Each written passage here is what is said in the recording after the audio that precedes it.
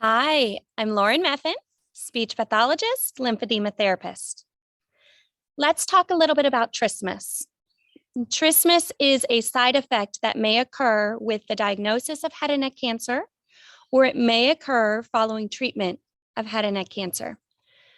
Trismus is a very challenging side effect to treat behaviorally and therapeutically if it is not managed from the beginning. Not to say that it cannot be treated, because we do see improvements in our patients who are 10 years post-treatment, 12 years post-treatment, but much easier to manage from the get-go if we begin to educate you on what to look out for. Trismus is not preventable, okay? So there are no prophylactic, proactive exercises that can prevent the muscles from acquiring trismus. It is a side effect that occurs secondary to something that we call radiation fibrosis syndrome, that is very well versed in the literature. Radiation fibrosis syndrome is a syndrome that occurs following treatment of your cancer progressively over the years. So this is not something that you're going to see within the first 3 months, 6 months following your treatment, okay? Very important to understand that. You may go to your speech pathologist, and we have patients who come to us and they say to me, first thing off the bat, I don't have any problems with this, Lauren. I don't have any problems. Maybe they say to my other speech pathologist, Taylor, I don't even know why I'm here. Why did my doctor send me to a speech therapist? I can talk fine. Well, part of the reason is because we are educating you on this side effect that we call trismus. Now, bear with me as I move us a little bit out of that sun. All right, let's do this. There we go. Somewhat better. So the side effect that we call trismus. So trismus means technically 35 millimeters or less of a mouth opening. We call it a maximal interincisal opening, or an MIO. At our clinic, it's part of our method that we utilize to measure you visit 1, visit 2, visit 3, visit 4, all the way.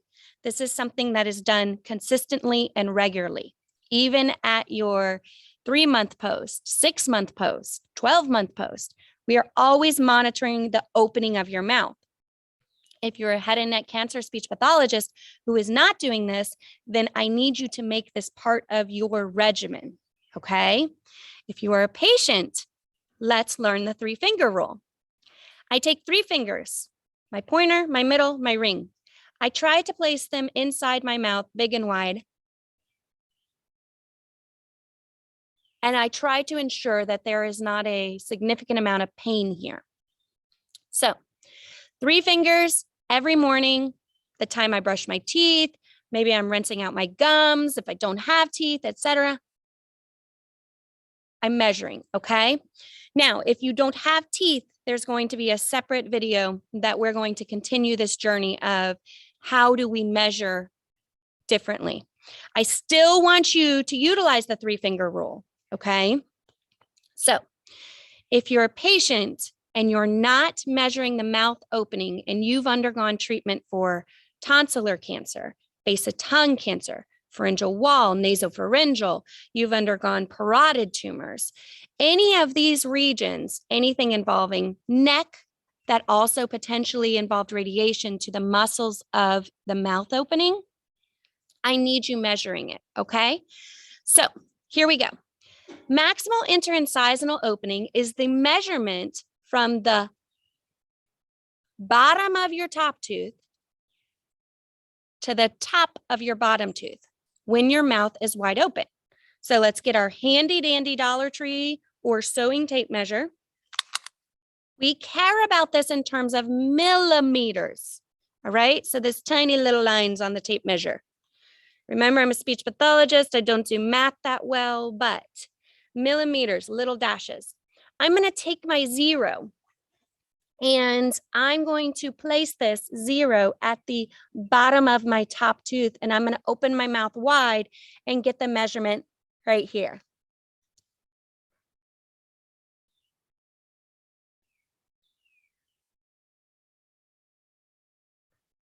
All right, So for me, I'm hanging with a big old mouth opening of 50 millimeters, okay? I am not a patient who has gone through head and neck cancer treatment, but it is essential that we know your baseline. So it is very, very important that if you have not measured your mouth opening, I want you to measure it. The other thing I want you to do is not only pay attention to the mouth opening, but document it, put it down somewhere in your book. What's your date, 50 millimeters, remember that number, what's your ability to open. I want you to remember very, very specifically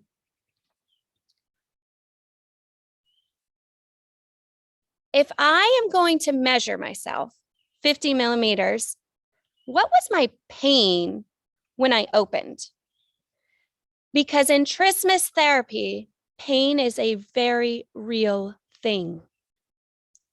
There are cranial nerves that innervate the muscles of our mouth opening and innervate and place a significant amount of pain that can radiate and give us headaches from this region all the way up if our trismus becomes something that is not managed properly.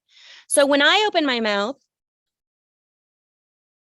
I'm opening my mouth. I don't feel any pain. I would put myself at a 0 out of a 10. Okay. Now I feel tightness right here in my masseter muscle. I feel tightness in my pterygoids, lateral and medial, but I don't feel pain. Okay. If you do feel pain, we need you to talk with either your speech pathologist, who should ideally be trained in trismus therapy, or if they're not, most commonly, next person is going to be your physical therapist. You also can reach out to us because we are trained in trismus therapy. We do understand the side effects of what happens if this is not managed properly. And we also know the treatment for it. Trismus therapy is individualized. There is not a specific rule. I want you to do 30 seconds, hold, 3, 3, 3, 5, 5, 5, 7, 7, 7. There are methods out there that are utilized in trismus therapy, but we firmly believe this should be individualized treatment. One of the most beautiful continuing education programs that I took as a speech pathologist was the ARC-J program. This allowed me to understand mouth opening, nerves, treatment. What can I do to help? What can I do to hurt? Because the other thing you need to understand is there's a difference between muscular changes that are responsible for opening our mouth and joint changes, temporomandibular joint. As a speech pathologist, I do not manage joint changes. I can identify them. I can differentiate what's the difference between a muscular change and a joint change. And I can understand when am I going to treat these differently. But there is no exercise treatment for a joint issue, okay, as a speech pathologist. I do have physical therapists that I work with very closely who understand TMJ disorders, etc. But I also am specifically working with my physicians, okay, because this can be something that you may mean as a therapist to help your patient, but you may hinder or harm if you don't understand this properly. So if you're a therapist who doesn't understand trismus training, TMJ disorders, I encourage you to take the ARC-J course. We also provide individualized consultations for a specific patient who you may have questions on. If you're a patient, I encourage you to ask your therapist, are they trained in trismus? I encourage you to understand your mouth opening and to also understand that this is not something that we can prevent, but this is something that is monitored throughout the years. And if trismus arises or tightness arises or pain arises or discomfort arises when I open my mouth, I'm going straight back to my speech pathologist or physical therapist, okay? Or I'm saying, hey, Lauren, this 3-finger situation, it ain't happening, okay? So if you cannot get 3 fingers in the mouth, or if you cannot get Two, then we need to set up a meeting or a time. There's my donkey if you hear him kicking in. And we need to determine what is the safest form of treatment for you going forward, because there are many different modalities of treatment for trismus therapy, but the key is they are all individualized. Do not follow a specific protocol. There are many factors that we consider in trismus therapy. The most important factor is pain and individually progressing our patient. This is something you can learn to do at home with the correct education, with the correct monitoring, and with a solid therapist who's like, all right, I need to get you out of this office. Okay. So, that's also kind of a key thing that I like to tell my patients. We are resources in your life. We're resources. We are going to be friends forever. You may come and go in and out of my office depending on your side effects, but there are side effects that arise following your treatment. Your cancer's gone, the side effects still continue. The side effects are treatable. You have to stay hopeful, you have to stay positive, but they're only as treatable as you allow them to be. So don't wait. The moment you feel a difference, talk with your therapist or reach out to us, because early intervention is the key in treatment.